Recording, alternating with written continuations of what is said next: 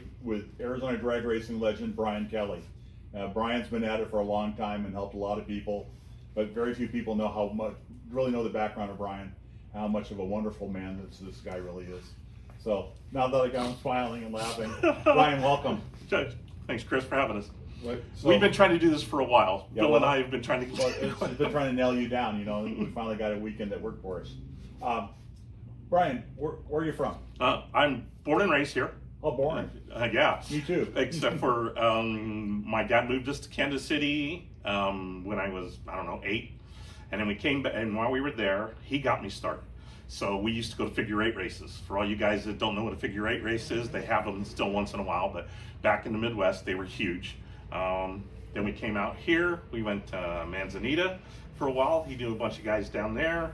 After that, he took me to Beeline, mid-70s, 72, 73 for one of the AHRA races. And the Nitro Funny cars and the fuel cars came out, and I told him, I'm going to do that. That's what was your dream. So That was it. How old were you then? 13? Okay, so you came back to Arizona. Your dad was responsible for your addiction. Yep. Oh yeah. What was where'd you go to high school? Yeah, Alhambra. Yeah, I'm doing that to Barbie because we were definitely. You were an Alhambra Lion. I'm an Alhambra. Yeah, we were definitely rivals. Yeah, well. She painted big M in the middle of my quad. We painted see. And then we painted an A in the middle of their field. Well, I went to Camelback, so I know you. And when we played Maryville one time, I was watching. I went on the team at football. We won, and Tom Gusick and I rode together in my Mustang, and the crowd's coming after us, and we run to the car, and typically when the Ford's battery's low, it goes click, click, click, click, and we're going, oh no! I said one more time, boom! We got out of there just in time. So I knew about rivalries. And nobody liked Camelback. Yeah. Now that was the Stabby school, so yeah. But I lived in the south side of the district, so it could have been North High School I could have gone to. But nonetheless, those are good memories. So, what did you drive to high school? I still have it. The '71 Roadrunner. Okay. It was my first car. I bought it from a place here in town, an old place called the Cow Palace on 35th Avenue and Bethany Home Road. That story could be for another day. But Dad, originally I wanted to buy a Daytona Superbird, and my dad said, no, that's the ugliest car I've ever seen with that big wing on the back.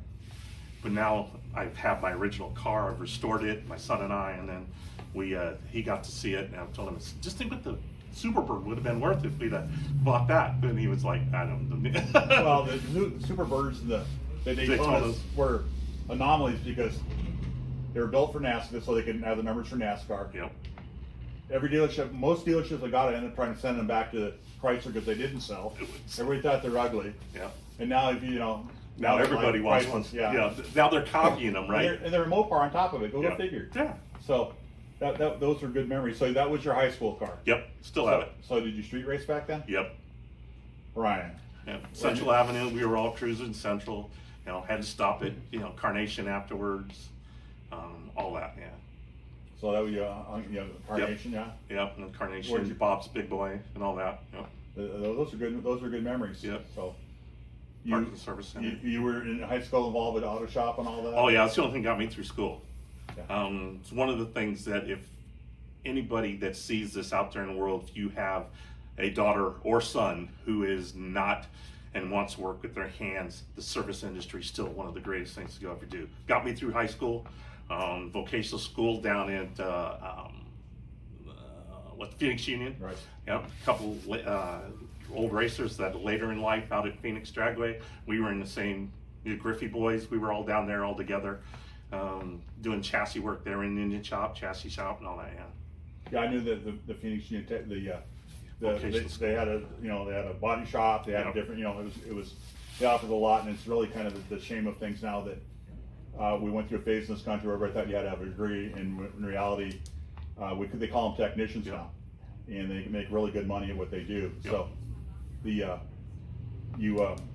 you're able to enjoy all that and get some skills, and at the same time mine was the same thing. I mean, I took wood shop, I took all the classes, drafting. I did auto shop, metal shop. Sure.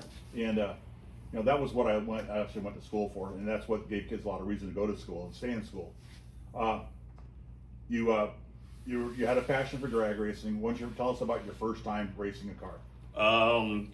Let's see. I got back from college, went out to Phoenix Dragway, ran into Barbie, I ran into the Presley, I ran into the Billy and Peg Landers, Marshall, Jim France, all those guys, and we started hanging out. And Billy let me drive the Nova once or twice. First time I had to fix it because I ripped the shifter out of the ground, out of the console, out of the floor, because it didn't have a big enough bolt in it. Then I started helping them guys, and I know you're going to get there, but one weekend we were out there, and Mike Hillsbeck, who you've already read, he was sitting there with the car by himself. Car was sitting on the ground, and it was like, dude, why aren't you racing this thing? And he's like, my crew didn't make it. His crew had an axle come out of a Jeep on Bell Road, so he had nobody to help him. I told him I'd help him, and he's like, I'm too upset, I can't do it today, but come by. And I know this is the cue you want. Anyways, we started racing together. We raced his altered, we raced it as a blown alcohol altered. We went to Tucson and ran it there. And that's how the blown stuff all started. Gene Ricker got involved talking to Who's Mike Hillsbeck? Yeah, well, he's my buddy. Well, one of the Arizona Thunder cars in the valley. We'll get there, because you've definitely, your resume is huge. Okay, just helping different people out and having a great time. But you racing. Yep. So you raced the Nova, tore it up. Yep. And then fixed it. What was the first car you took? My Roadrunner. I got a set of slicks from Ron Gresley and put it on there, and we took it out there and raced it. It ran 15, something like that. Had a lot of fun. It was a 4-speed car.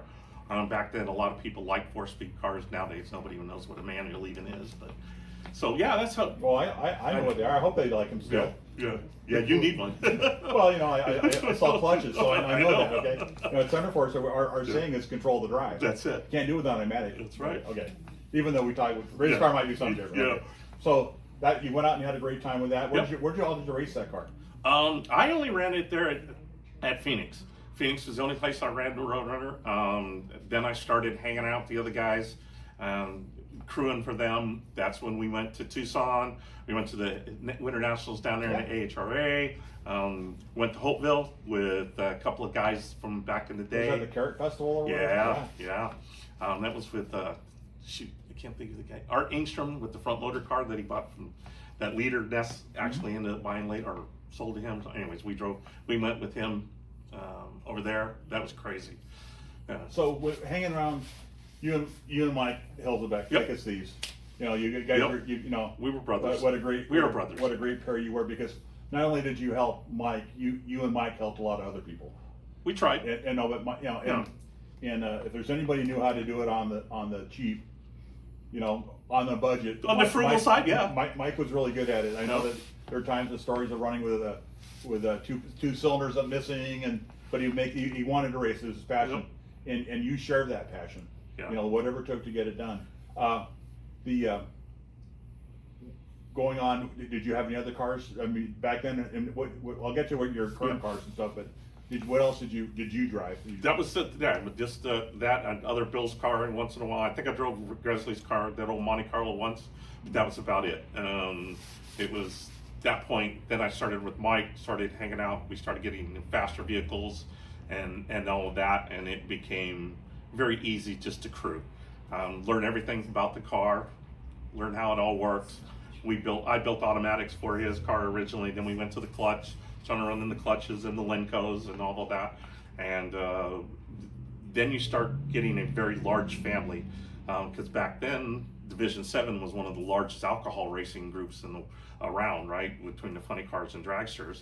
So we started racing blown alcohol with an old steel 92, and we learned a lot about that thing and a lot about racing at that point. Well, what I really appreciate about Mike and people like Kurt Wheeler, and you guys would race in something, you were outspent, outparted, and really usually outran by a bunch, but you saw it as a way to get better at what you did, and you'd rather run that than break out. Yeah. You know, and then have a, you know, you didn't want to be bracket racers. You wanted to run that. No, I'm sure Johnny talked about it when he was here about the opening day at Firebird, right? When he had the bug out. And then, so well, the bug out wasn't the opening day. No, but during that right. time frame, right? One of them was the bug out. The opening day, they had the top eliminator group, and I think Bill ran then. I'm not sure if Bill was running his car then or not, but we all went there and we ended up running leader Ness, and I made the call, let's change the blower belt because it had a tooth starting to come off. Well, at that point, it made it only about 800, 900 feet, and leader passed us. We lost. And it was at that point, it was from then on, it was like, we're not changing nothing. We're not going to change the blower belt, let's it shredded.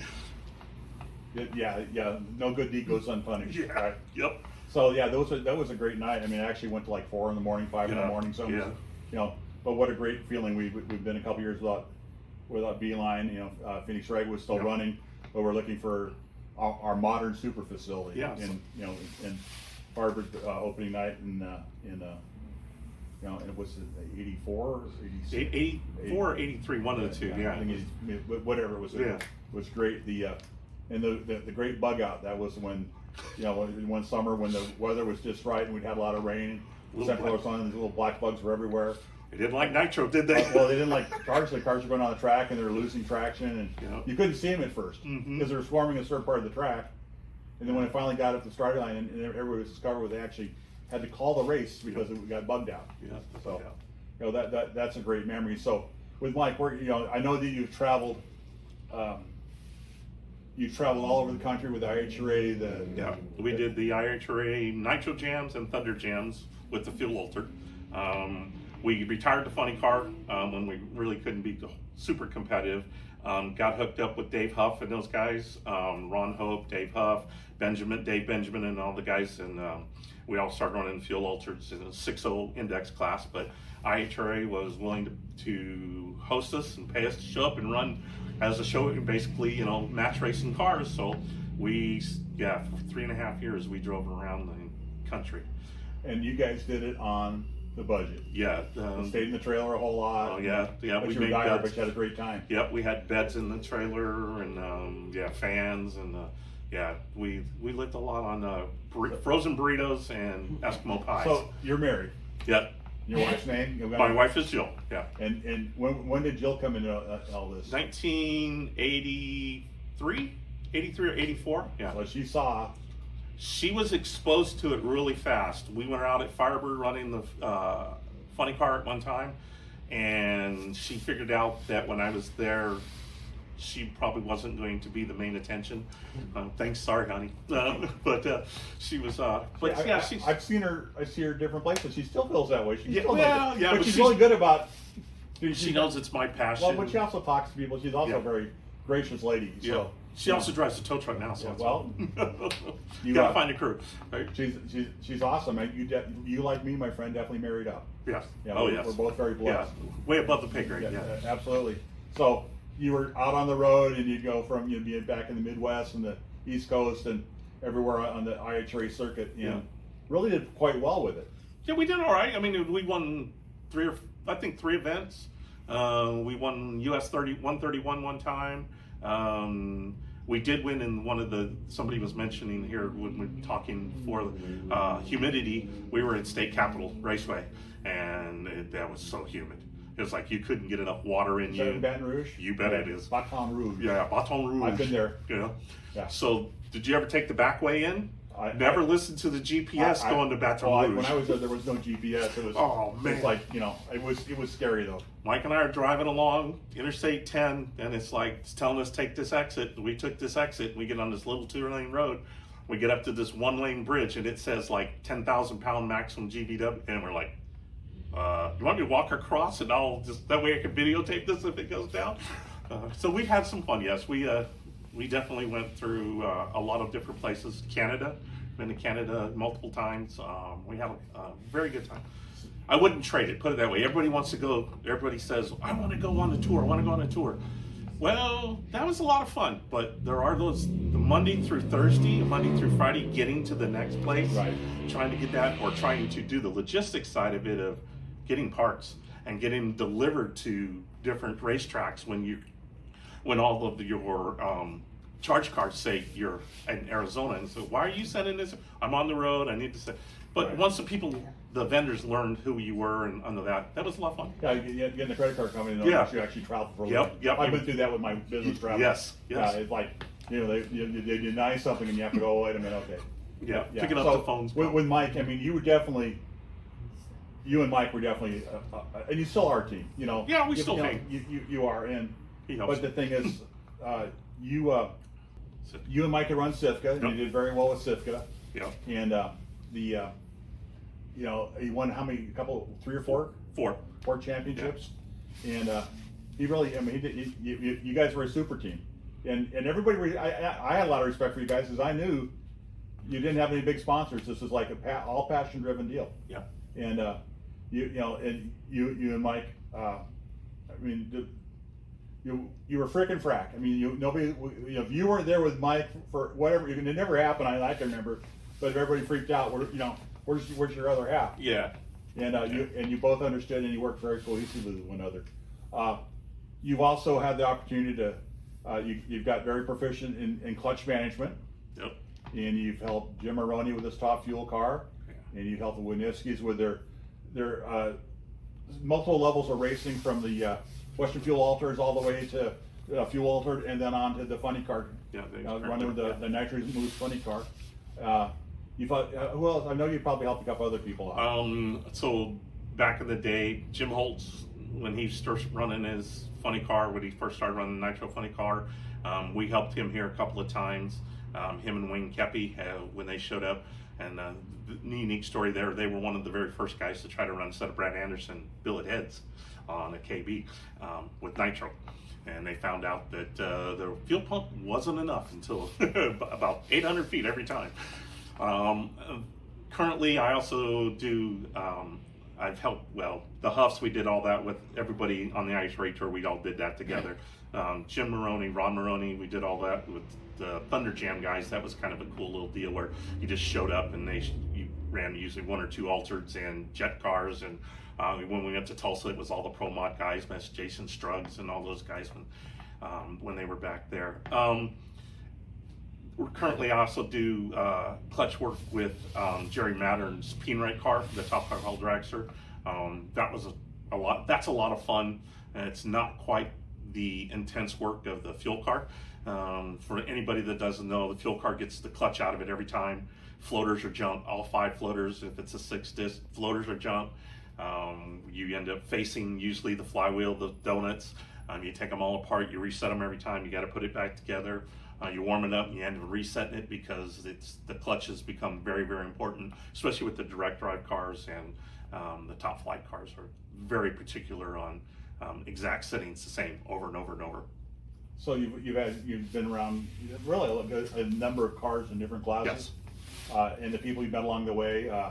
We have a mutual friend, Chuck Rosevich, that he's worked his way up from working for Forrest and for Schumacher and Coletta and now he's Caps now with Matty's car. Yes. He's like, I think it's not the crew chief, but the car chief. He's the car chief, yeah. Right, and I knew him when he was in high school still back in Ohio, and when I would go back there in business, and I mean, we watch people grow and mature, and when you see somebody like that, it makes you feel real good. Oh yeah. Yeah, and and the great thing about them is that they'll help you out. Yeah. And when we were back in the day when we were in comp, we had people help us out. We weren't that smart. We just had good friends that helped us. Yeah, Vinny Knapp or somebody like that. You have a problem, and it's like, hey, I know you've been running a small block for 100 years. You ever seen it? Oh yeah, do this or do that. Yeah. So the fun thing about drag racing. So you've done all this. Yep. But you have the need for speed, your personal fulfillment. So yes, I did. So the drag, what did before the drag? You have a front motor dragster. Yep. Is that what you got back into with, or did you have something before that? Nope, that was it. Yeah. Okay. When did that come about? About 11 years ago. I had a desire to go do this. I wanted to drive, and I really didn't want to do a carbureted car or anything like that. And I had an opportunity to purchase this car from a local guy. It's an old Chuck and white and Neil and white car. It's an old A fuel front motor car that they ran in the nostalgia class for many years. Nolan White had actually built the last engine for it, the Chevrolet engine, which is no longer in my possession. It's now been converted to a Hemi from. You're grinning when you say that, but you were a Chevy fan for a long time. Oh yeah, I was on aluminum Chev, solid heads, 1471. We ran it hard. We had fun. You've had this car. You've run it in. You try to run it wherever you can where there's no breakout. But you've done well when you've had to dial in. You've done pretty well. Consider the clutch and the way the front motor cars. They're not easy to bracket race. Yeah, no, clutch cars are not easy to bracket race, anyways, right? But it's as close as I'll ever get to a top alcohol dragster, unless I will go to to somebody's class or something like that. And it's just fun. It's fun to swap feet. You're self-made. So you ran the Chevy all this time, but in the back of your mind, you wanted the spark plugs to go through the valve cover. Well, the service side of it, right? If you've ever had to pop a head off of a Chevy to change the piston, you don't do it. It doesn't happen in the pits, right? Late model, I can do that very easy. Even a Donovan. A Donovan, you can do that. Well, our first altered was a Chevy. Yeah. Then we got the TFX Hemi in the in the Twilight Zone car, and a big difference. And they take much more abuse. Yeah. They're made for racing. Yes. Yeah. So how long have you been in the car now? 2 years? Yeah, I think it's been 2 years. And was that like accumulate parts and you snag them together? Or how well, at least because the Chevrolet was an Arius. It was one of the New Century Ariuses. It had on the back the bolt pattern for a Hemi can.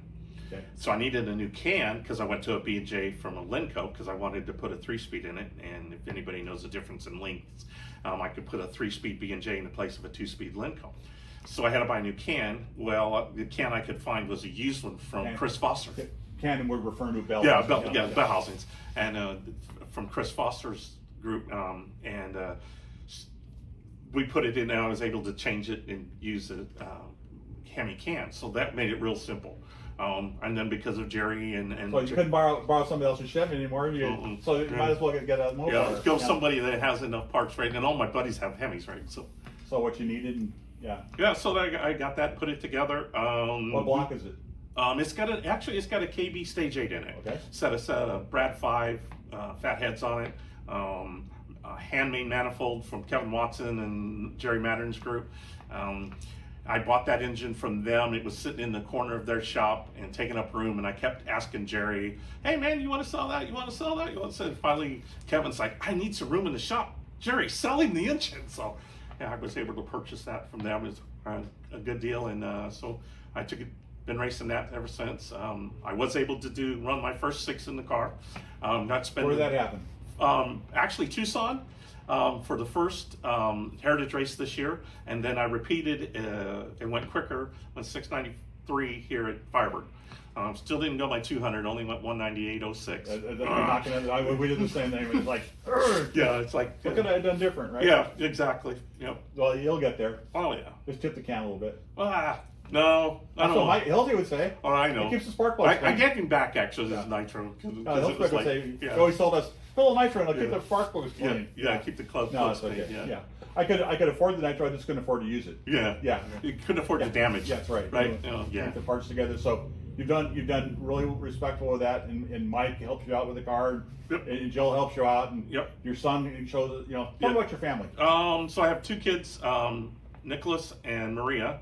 Maria just bought herself a 2005 Corvette, so now she's got her sports car to drive around.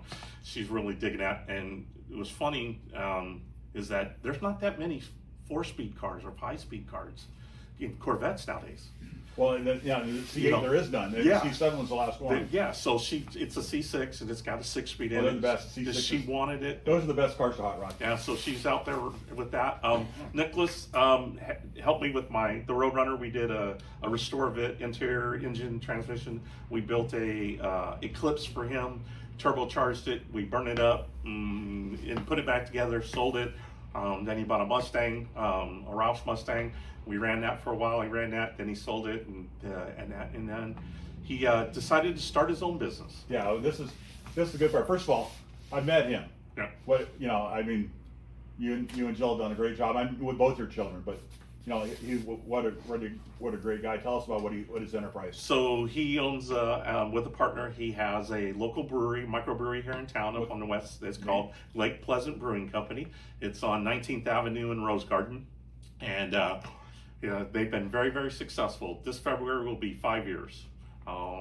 They have expanded from what we originally started as a very small microbrewery to distributing to different places around town, some restaurants and things like that. I'm really proud of both my kids. They've done wonders. What does your daughter do? She works for an insurance company. She helps underwriting agents. So she knows how to get good, cheap insurance for a Corvette. Well, I'm hoping because she's going to find out. Yeah. Oh yeah. What a great and Jill's just a fantastic partner. Yep. And you know, I've been around you a lot, and you're one of my favorites. So, you know, and the best guy that drove for me that never worked out. But the thing is, we're still friends. Oh yeah. And you and Pat and I, we did a lot of fun. We had fun. Yeah, we did, and I'm just used to swapping feet, buddy. I wasn't used to pushing buttons. Well, for some people, it's more natural to let a foot off the clutch pedal, and the automatics give them a little hard time. But you know, as far as you know, somebody knew the car and knew how to do it. And, you've always been there to help us when we needed help on something, and we appreciated that. It was fun. We had a good time. And we just we lost Brian Ashworth almost a year ago, and it was a big gap. And when he was sick at the time, so we were trying to find someone else to drive for us. He graciously gave it a shot, and we appreciate your efforts. The car was fun. Well, you know what? I've been blessed all my life working in the performance aftermarket, and it's like this. It's been said that the whole thing about, first of all, Adam Carolla, the comedian, says our cars are the reason why the Taliban hates us. Okay, I mean, it doesn't make sense to anybody. And then in the performance aftermarket, the companies I work for, so we made parts that people didn't need. They bought with money they didn't have to impress people they didn't know, and we're still doing it. And we do it as customers, and we love what we do. And it's all about the cars. Brian, you've had a legendary life, and I don't know, I'm not much of a legend here, but I have a lot sometimes of we're fun. legends in our own minds. Yeah, too, but I had a lot of fun. A lot of people, you're known across the country. People know who you are. You've represented Arizona very, very well in everything you've done. I consider you a very close and good friend. Yep. And it's wonderful to have you there. And we really appreciate you taking the time to be with us today. Yeah, thanks. Sorry that we never got together much earlier, but as Bill kept calling, it was like, no, I got to go here for Dylan. I got to go here for Kevin. So yeah, then there's a huge, and I'm sure if a lot of people know how many drag racers are in Arizona. There are a lot of drag racers with not only the stock cars all the way through professional level cars. If you were to you had some kind of jumbo event at Firebird Raceway, and where all the cars that were race cars showed up, you wouldn't have room for them. Yeah, And the for thing sure. is, back before the internet, we all used to show up at the same place with running bracket 1, bracket 2, bracket 3, super comp, super gas, whatever. Yeah. And the internet made it so if you wanted to race Mopars with left-handed or left-handed threads on your lug nuts, and you wanted to have a windshield wiper with the misting option in them, whatever. There was a group of people got together for that. Yeah. So basically, racing's still very, very, very much alive. Yeah, very much alive in the state. Yeah, and across the country. Yeah. As so if we've you have seen. a chance to step outside your comfort zone and go watch one of the Beyond 1320 races or shut down showdowns. Yeah. Any of the no chaos prep races. stuff. No prep. Everybody's Chaos. having this. They're all there, and they're all people are there having a great time. Yep. And thanks for bringing that up. Always the thinker. You can't let the sport die. No. All right. Yeah. Look, you and I got the wrong color hair. It's chrome. Yeah. Chrome. Compared to the kids now, a lot of the kids don't know what a car is, right? If you want to get your license, There's a lot that don't, but surprisingly, there's a lot that do. yeah. But I've got friends who have kids that are 16, 17 years old. So when are you going to get your driver's license? I don't know. Wait. What was the first thing you did at 15 and 7 months? We went down, got our permits. I had to have buy my own insurance. Oh. So I was like 16 and a half before I actually got everything taken care of. But nonetheless, Yeah, but I was was 16? thinking about it. Yeah. Didn't mean I didn't maybe drive before I went driving. 16, no. man. It was time. It- Cars were our lives. It's all good. And Craig, thanks for bringing all that up. And we need to be reminded. Take a friend to a race. Support your kids in whatever they choose to do, whether it's even a service industry. Yeah. Right? We still need people to drive trucks, hang wire, plumbers, things like that. You don't need to have, if you don't want to get a degree. And I have one. I have a computer's degree. Okay. Yeah, but you made a career being a computer technician. Yeah. And it did very well for you. Yeah. I started out as a heavy equipment mechanic in the mines, working on large mine trucks.